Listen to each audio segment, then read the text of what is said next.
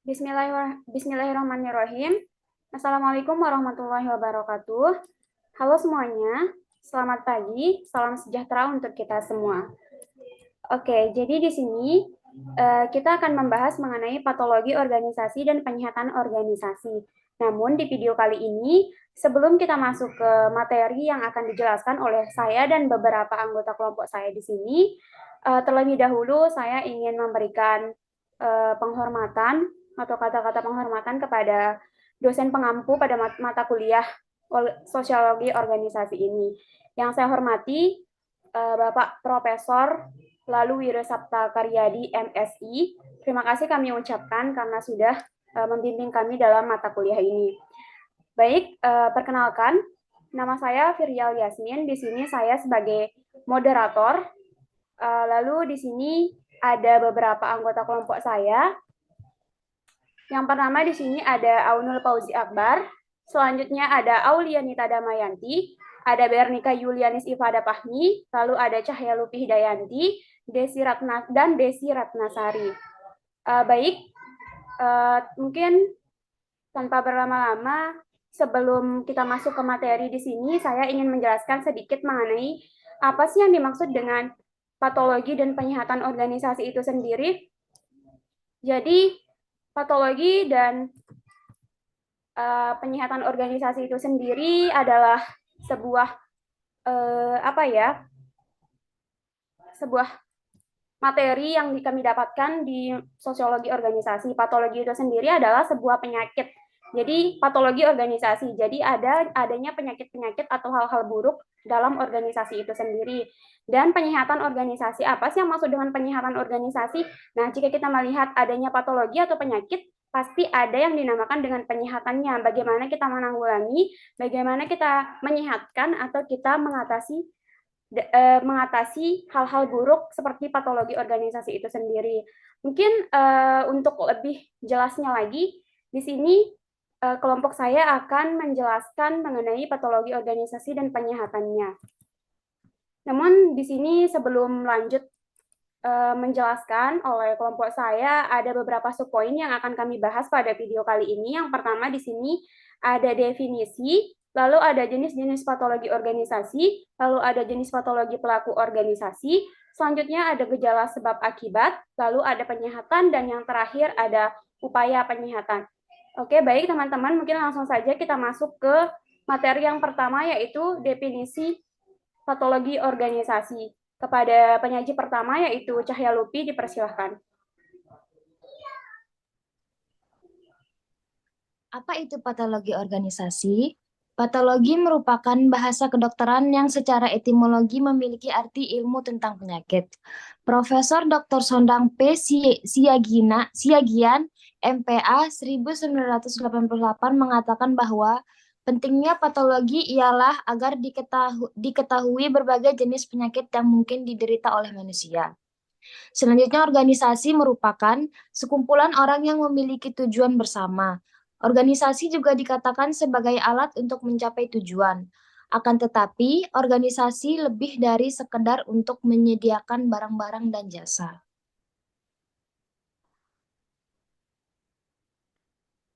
Patologi organisasi yaitu penyakit atau bentuk perilaku organisasi yang menyimpang dari nilai-nilai etis, aturan-aturan, dan ketentuan-ketentuan perundang-undangan secara norma-norma yang berlaku dalam organisasi. Jadi, patologi organisasi yaitu penyakit atau bentuk perilaku organisasi yang menyimpang dari nilai-nilai etis, aturan-aturan, dan ketentuan-ketentuan perundang-undangan serta norma-norma yang berlaku dalam organisasi. Untuk itulah, organisasi yang sehat tentunya memiliki sistem aturan main yang berguna sebagai pedoman ketika menjalankan program dan kegiatan untuk menyelesaikan konflik. Sekian.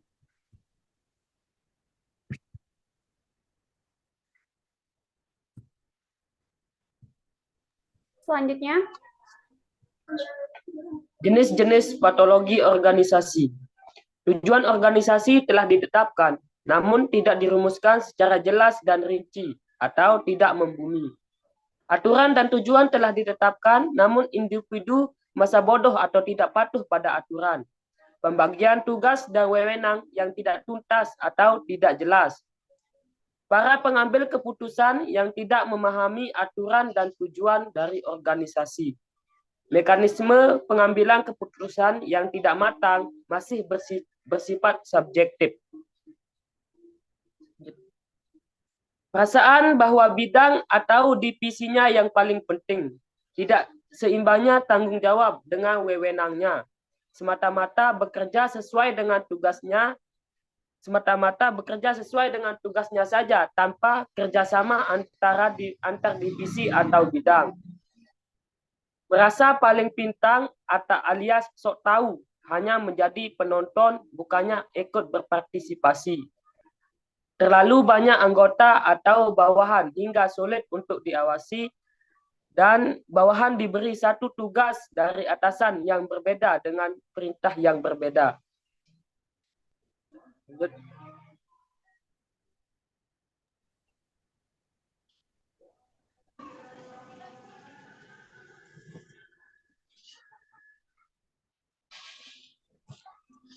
Selanjutnya yaitu jenis patologi perilaku organisasi.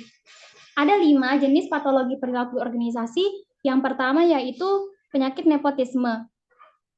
Pada umumnya, penyakit nepotisme ini adalah setiap perbuatan penyelenggara negara secara melawan hukum yang lebih mementingkan keluarganya dibandingkan dengan kepentingan masyarakat lainnya. Contohnya nih, semisal si Yasmin nih jadi direktur di sebuah perusahaan. Nah, Yasmin ini memiliki keluarga yang merupakan karyawan di perusahaan tersebut. Kemudian pada saat ada promosi jabatan, Yasmin ini tuh tentu saja lebih memilih keluarganya dibandingkan dengan karyawan-karyawan lainnya. Padahal skill yang dimiliki keluarganya tersebut sama atau bahkan kurang dari skill yang dimiliki keluarganya. Tetapi karena mereka punya ikatan kekeluargaan, jadi Yasmin ini lebih memilih keluarganya dibandingkan dengan karyawan-karyawan yang tidak punya hubungan darah dengannya. Penyakit nepotisme ini pada umumnya sering kita temui terjadi di organisasi, kemudian berkembang lebih lanjut ke aspek kehidupan masyarakat lainnya. Nah, yang kedua itu ada penyakit korupsi. Penyakit atau patologi korupsi dalam organisasi merupakan suatu penyakit yang sangat ditakuti oleh semua ikatan bentuk kerjasama manusia melalui organisasi internasional. Sebelumnya, korupsi adalah suatu perbuatan atau tindakan seorang atau beberapa orang, baik statusnya sebagai bawahan maupun jabatan dalam suatu organisasi yang melakukan pelanggaran etika, moralitas, rasionalitas, keyakinan, dan peraturan perundang-undangan yang berlaku, guna mendapatkan sesuatu yang merupakan keuntungan pribadinya sehingga cenderung merugikan masyarakat atau bahkan negara. Perilaku korupsi ini tuh sudah menjadi hal di negara kita, di instansi pemerintah ataupun di instansi swasta lainnya. Penyakit korupsi ini sangat susah untuk dihilangkan karena mungkin sudah mendarah daging, dan di Indonesia ini sepertinya sanksi yang diberikan kepada koruptor ini kurang tegas, dalam artian kurang tidak memberi efek jenuh kepada pelaku koruptor tersebut. Seperti contohnya saja, banyak kita lihat koruptor-koruptor yang keluar padahal masa tahanannya itu belum habis, tapi mereka bisa keluar karena mereka itu memiliki power, mereka bisa menyuap, makanya mereka bisa cepat keluar, padahal masa tahanannya itu belum habis. Contoh lainnya yaitu seperti yang kita lihat, penjara-penjara koruptor itu berbeda dengan penjara narapidana lainnya. Penjara koruptor itu lebih bagus, lebih sejahtera dibandingkan dengan penjara-penjara narapidana lainnya. Kemudian yang ketiga yaitu penyakit stres. Stres merupakan suatu respon adaptif terhadap suatu situasi yang dirasakan menantang atau mengancam kesehatan seseorang. Sebenarnya stres ini dapat menimpa siapapun dalam organisasi, dan stres yang berkepanjangan dan tidak ditangani segera akan memunculkan konflik antar individu atau kelompok dalam organisasi yang menurunkan kinerja organisasi secara keseluruhan. Ada beberapa faktor-faktor penyebab stres, diantaranya yaitu pertama faktor lingkungan, di mana seseorang merasa dalam sebuah organisasi atau dalam sebuah lingkungan kerja tidak bisa menyesuaikan diri dengan lingkungan kerja tersebut, sehingga apabila terus-menerus dipaksakan maka akan menimbulkan stres, maka akan menimbulkan gejala-gejala stres. Kemudian beban kerja yang tinggi. Tumpukan kerja yang terlalu banyak bisa membuat karyawan kewalahan dan mengharuskan mereka untuk lembur, apalagi mereka dituntut oleh atasannya untuk mencapai target. Bekerja overtime ini bisa menyebabkan stres, atau kalau tidak ditangani lebih lanjut bakal menjadikan mereka depresi. Kemudian yang keempat yaitu penyakit egoisme.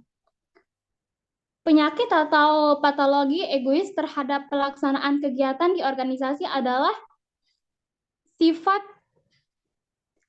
manusia yang terkait dalam bentuk kerjasama yang selalu ingin menang sendiri ketika mendiskusikan suatu pemikiran, baik secara ilmiah maupun pemikiran terhadap suatu penyelesaian permasalahan atau kegiatan. Contohnya saja apabila kita memiliki tugas nih di dalam kelas, kita memiliki proyek. Nah, dalam menyampaikan gagasan atau ide, kita sudah merasa ide kita itu bagus, tapi kita tuh tidak mau mendengarkan ide orang lain atau gagasan orang lain. Bisa saja ide orang lain tersebut atau gagasan orang lain tersebut lebih bagus dari kita atau bahkan bisa menyempurnakan ide kita tadi, tapi karena sifat egois kita, maka kita tidak mau mendengarkan pendapat atau gagasan teman kelompok kita tersebut. Kemudian yang terakhir yaitu penyakit keserakahan.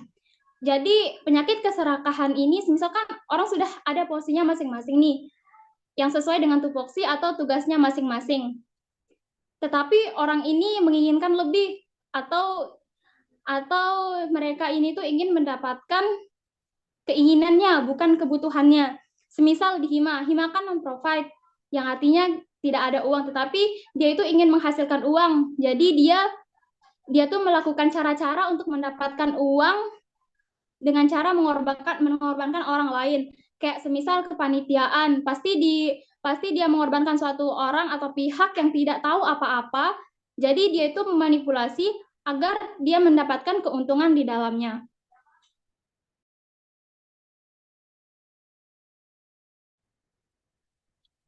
Selanjutnya, gejala sebab, akibat, dan penyehatan patologi organisasi.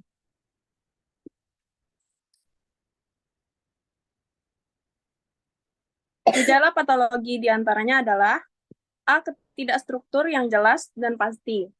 B. Tidak adanya saling kepercayaan. C. Kebiasaan mudah memecat anggota. D. Kebiasaan suka menipu klien atau supplier. E. Membohongi pelanggan dan suka ingkar janji. F. Kelesuan yang dirasakan oleh seluruh anggota. G. Banyaknya korupsi, membudaya, kolusi, dan nepotisme. H. Maraknya SARA di dalam organisasi. I. Adanya perlakuan diskriminasi di antara karyawan. J. Adanya kebiasaan menunda keputusan atau pekerjaan. K. Sulitnya memperoleh komitmen atasan.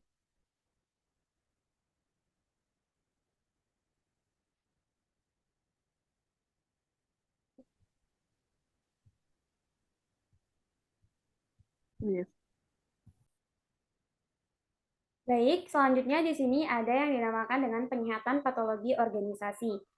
Oke, mungkin sebelum saya membahas mengenai apa saja sih yang dapat dilakukan untuk penyihatan organisasi itu sendiri, di sini terlebih dahulu saya ingin membahas sebenarnya apa sih yang dimaksud dengan penyihatan itu sendiri. Oke, di bawah di PPT yang di paling bawah mungkin teman-teman bisa lihat, di situ ada penjelasan mengenai penyihatan ya. Jadi penyihatan adalah suatu proses penghilangan perbedaan atau ketidaksesuaian yang terjadi antara hasil yang diperoleh dan hasil yang diinginkan. Jadi seperti adanya gap gitu loh teman-teman dalam suatu organisasi. Jadi adanya gap tersebut, makanya kita ingin hilangkan gapnya. Seperti perumpamaannya, jika kita meneliti, ketika kita disuruh mencari masalah oleh dosen kita, kan ada yang dinamakan gap, di mana gap ini harus dihilangkan.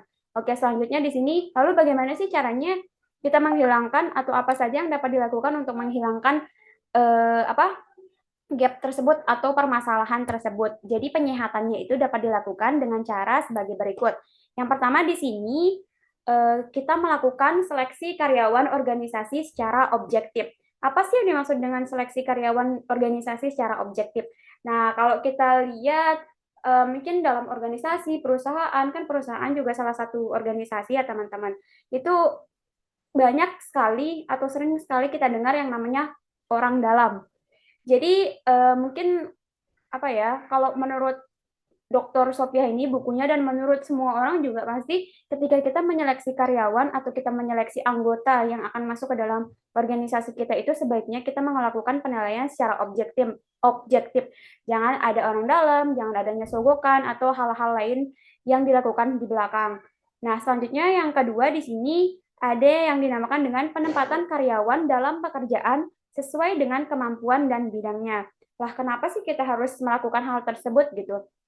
Jadi ya memang seharusnya kita melakukan menempatkan karyawan kita dalam pekerjaan yang sesuai dengan kemampuan dan bidangnya. Karena jika kita menempatkan seseorang tidak sesuai dengan bidangnya, maka percuma saja dia tidak akan bekerja dengan baik karena skill yang dimiliki tidak cocok dengan bidang yang kita berikan kepada dia. Contohnya saja ini perumpamaan. Kita perumpamaan menggunakan ikan deh. Kan ikan hidup di dalam air. Jika kita membiarkan ikan hidup di dalam jika kita membiarkan ikan hidup di darat, maka dia akan mati. Begitu juga dengan karyawan jika ditempatkan di tempat yang tidak sesuai dengan bidangnya, maka dia akan mati. Maka penyakit-penyakit atau patologi-patologinya semakin tinggi gitu. Selanjutnya di sini yang ketiga ada perolehan dan peningkatan kemahiran melalui pengalaman. Oke, jadi di sini seseorang karyawan atau anggota dalam organisasi itu yang memiliki pengalaman pasti lebih mahir atau pasti lebih memiliki skill yang lebih baik daripada seseorang yang tidak memiliki pengalaman. Nah, misalnya nih ada satu perusahaan itu membuka lowongan pekerja, we are hiring gitu. Jadi pasti di sana itu di jenis-jenis karyawan yang dibutuhkan atau di spesifikasi yang dibutuhkan dari karyawannya itu sendiri pasti ada kayak minimal pengalaman di bidangnya selama setahun atau 2 tahun begitu. Karena pengalaman itu sangat penting ya teman-teman untuk mewujudkan suatu organisasi yang sehat gitu. Selanjutnya yang terakhir di sini adanya pengukuran prestasi dan pemberian imbalan yang sesuai. Jadi jika kita memberikan imbalan atau gaji yang sesuai dengan yang dilakukan atau yang sesuai yang dikerjakan oleh karyawan kita atau anggota kita dalam organisasi itu, maka dia akan semakin senang, skillnya akan semakin ditingkatkan begitu, karena dia merasa sangat diapresiasi. Lain halnya dengan ketika misalnya karyawannya sudah lembur, sudah banyak melakukan pekerjaan-pekerjaan tapi tidak diberikan imbalan sesuai dengan apa yang telah dilakukan. Itu sama saja dengan mengeksploitasi dan itu merupakan salah satu patologi dalam organisasi. Oke, selanjutnya di sini penyehatan itu dapat dilakukan dengan beberapa rincian sebagai berikut.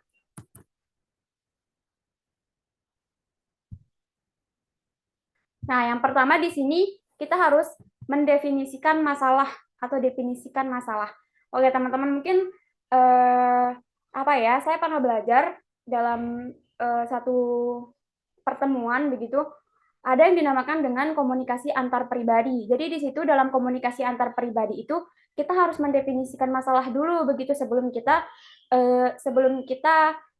membuat keputusan. Jadi mendefinisikan masalah itu apa sih maksudnya, Yasmin? Jadi maksudnya mendefinisikan masalah itu adalah kita harus diam terlebih dahulu, lalu kita pikirkan, kita definisikan apa sih masalah yang sedang terjadi ini, apa sih sebenarnya yang akan terjadi jika masalah ini terjadi begitu. Lalu di sini definisikan masalah. Ada beberapa poin di sini. Yang pertama ada fakta dipisahkan dari opini atau spekulasi. Jadi jangan kita jangan fakta dan opini atau spekulasi dari orang-orang itu kita satukan. Fakta dan opini atau spekulasi itu sangat berbeda. Fakta itu biasanya memberikan data yang real, sedangkan opini atau spekulasi adalah hanya argumen orang belaka ya. Jadi kita tidak boleh memisahkannya. Itulah hal yang dapat kita lakukan ketika kita mendefinisikan masalah. Selanjutnya di sini yang kedua, semua pihak yang terlibat diperlakukan sebagai sumber informasi. Jadi ketika ada pihak-pihak yang terlibat, maka perlakukanlah mereka sebagai sumber informasi begitu. Galilah informasi sebanyak-banyaknya dari mereka. Karena kita tidak bisa mendapatkan informasi dari satu orang saja.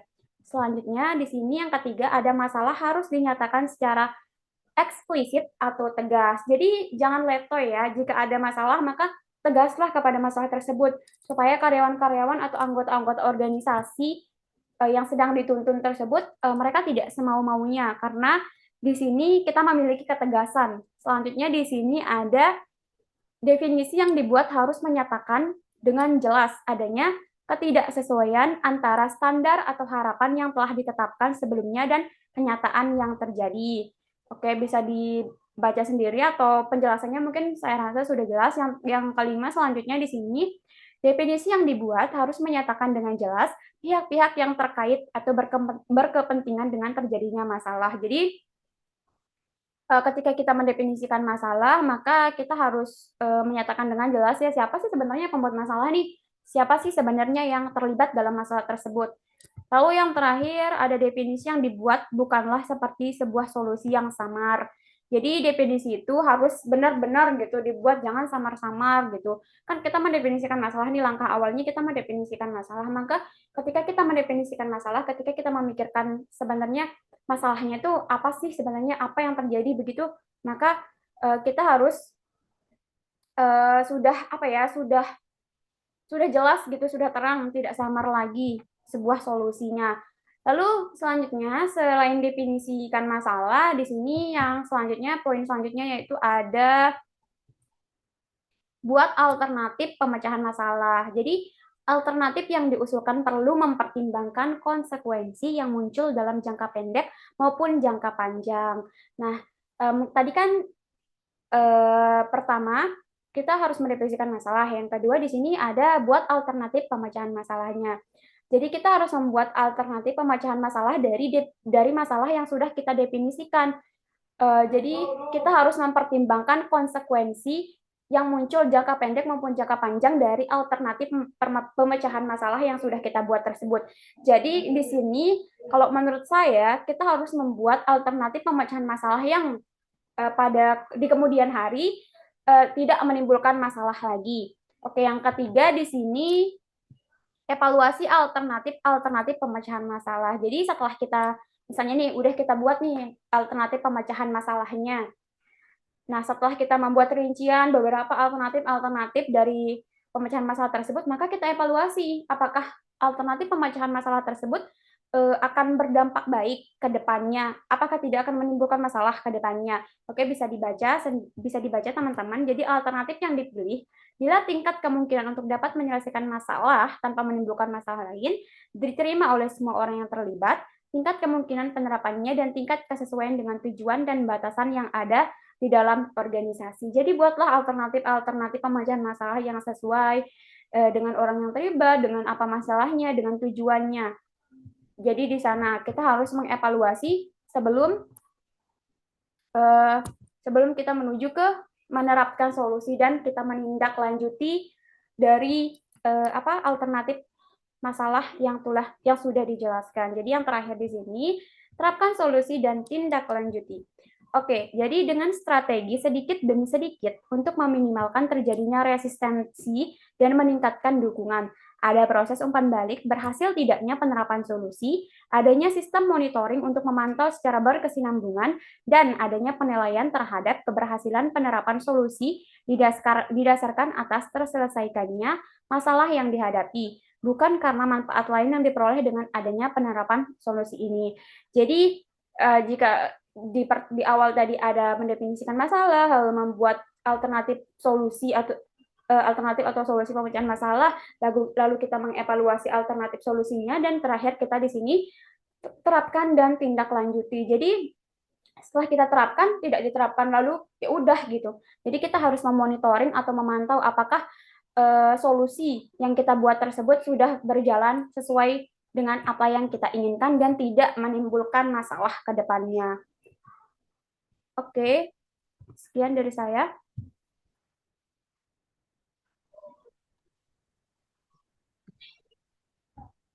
Baik, saya akan melanjutkan presentasi di mana.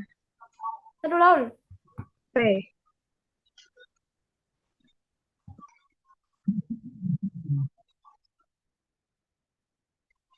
Oke, baik, saya akan melanjutkan presentasi yakni terkait upaya. Dalam patologi organisasi terdapat upaya-upaya penyehatan, yang diantaranya ialah yang pertama adalah peran kualitas sumber daya dalam organisasi. Jadi, dalam suatu organisasi, pentingnya kualitas sumber daya manusia yang ada untuk keberlangsungan organisasi tersebut. Maka dari itu, perlu diadakan pelatihan-pelatihan untuk meningkatkan kualitas sumber daya tersebut. Selanjutnya ialah participation atau partisipasi, di mana dalam setiap pengambilan keputusan adanya pelibatan dari semua kalangan, seperti dari bawahan dan atasan melakukan pemberian saran sebelum pengambilan keputusan akhir, agar merepresentasikan keinginan karyawan dan tidak berat di satu pihak saja. Selanjutnya ialah rule of law atau supremasi hukum. Supremasi hukum merupakan langkah yang harus diambil untuk meminimalisir atau menghilangkan praktek-praktek patologi dalam organisasi. Selanjutnya ialah transparansi. Melalui prinsip transparansi, maka segala hal yang dilakukan oleh manajer dan karyawan dapat dikontrol. Artinya ialah semua hal yang dilakukan oleh atasan dan rekan-rekan lainnya dapat dikontrol oleh semua pihak. Maka dari itu pekerjaan yang dilakukan dapat dinilai apakah sudah baik atau masih kurang. Selanjutnya ialah effectiveness dan efisiensi atau efektivitas dan efisiensi. Penting dilakukan untuk mengurangi pemborosan terhadap waktu dan tenaga. Karena pemborosan yang terjadi dalam praktek pengelolaan organisasi dapat diminimalisir, sehingga penyakit organisasi dapat dilakukan dengan penyehatan ini. Selanjutnya ialah accountability atau bertanggung jawab, di mana setiap orang atau setiap individu di dalam organisasi tersebut ketika diberikan suatu tanggung jawab, maka harus menyelesaikan tanggung jawab atau tugasnya dengan baik dan sesuai dengan yang harus dilakukan, dan tidak lari dari tanggung jawabnya. Selanjutnya ialah strategic vision. Melalui strategi visi, maka akan tumbuh dalam setiap karyawan maupun manajer akan nilai-nilai idealisme. Artinya, dengan adanya visi-visi yang strategis, maka diharapkan akan memudahkan untuk mencapai tujuan yang diinginkan bersama. Yang terakhir ialah memberikan motivasi kepada karyawan. Karena dengan adanya motivasi, maka akan mendorong semangat kerja para karyawan. Dengan diberikan motivasi, maka karyawan akan lebih giat menyelesaikan tugas dan tanggung jawab yang mereka miliki. Nah, dengan memberikan motivasi kepada karyawan, ada beberapa cara yang bisa dilakukan yang dikutip dari Forbes. Yang pertama ialah menjadi atasan yang dapat dipercaya.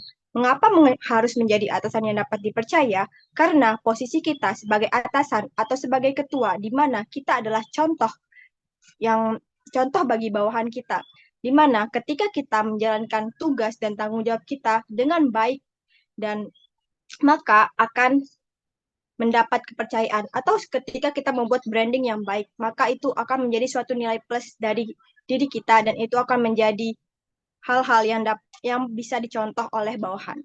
Selanjutnya, mengakui pekerjaan karyawan. Ketika suatu karyawan atau bawahan kita setelah selesai melakukan tugas dan tanggung jawabnya dengan baik, maka kita harus memberikan mereka apresiasi dan berkata seperti kerja bagus, seperti itu. Itu adalah salah satu contohnya. Selanjutnya ialah memberikan kesempatan kepada karyawan untuk meningkatkan karir, di mana dengan memberikan kesempatan karyawan untuk meningkatkan karir itu merupakan salah satu faktor yang dapat memotivasi karyawan. Jadi mereka diberikan suatu kesempatan untuk meningkatkan apa yang mereka miliki, skill-skill yang mereka miliki, mereka akan dalami untuk menunjang karir mereka. Selanjutnya ialah buatlah karyawan bahagia. Di sini pekerja yang bahagia juga akan memiliki rasa percaya diri yang tinggi sehingga mereka bisa menyelesaikan tugasnya dengan baik. Selanjutnya yang paling utama ialah kenaikan gaji. Beberapa orang melakukan pekerjaan atau bekerja itu alasannya pasti karena gaji. Jadi, kenaikan gaji atau insentif itu sangat perlu untuk meningkatkan semangat karyawan. Dengan adanya iming-iming kenaikan gaji, maka mereka akan melakukan tugas dan tanggung jawab mereka dengan baik dan mereka akan memaksimalkan itu.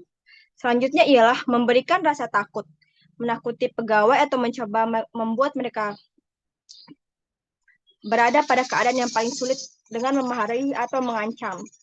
Namun cara ini kadang-kadang bisa efektif, tapi di lain waktu juga kadang tidak efektif gitu. Karena kan dia tuh jadi ada rasa takut. Jadi itu membatasi diri mereka gitu. Kadang efektif dan tidak efektif nanti disesuaikan saja dengan kondisinya.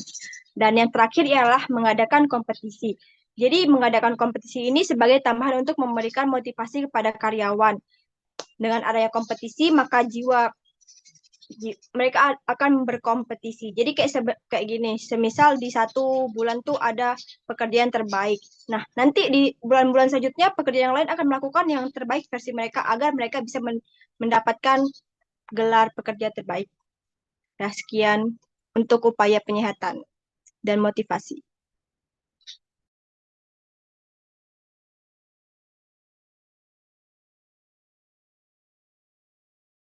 Terima kasih. Jadi itulah beberapa penyampaian materi oleh saya serta rekan-rekan anggota kelompok saya. Jadi kita sudah mendengarkan beberapa poin seperti sub-sub poin yang telah saya jelaskan di awal. Jadi ada definisi, ada jenis patologi, bagaimana cara mengatasi atau penyehatannya. Baik, terima kasih terima kasih. Mungkin jika ada kurang lebihnya mohon dimaafkan. Sekian presentasi dari kelompok kami. Wassalamualaikum warahmatullahi wabarakatuh. Dadah.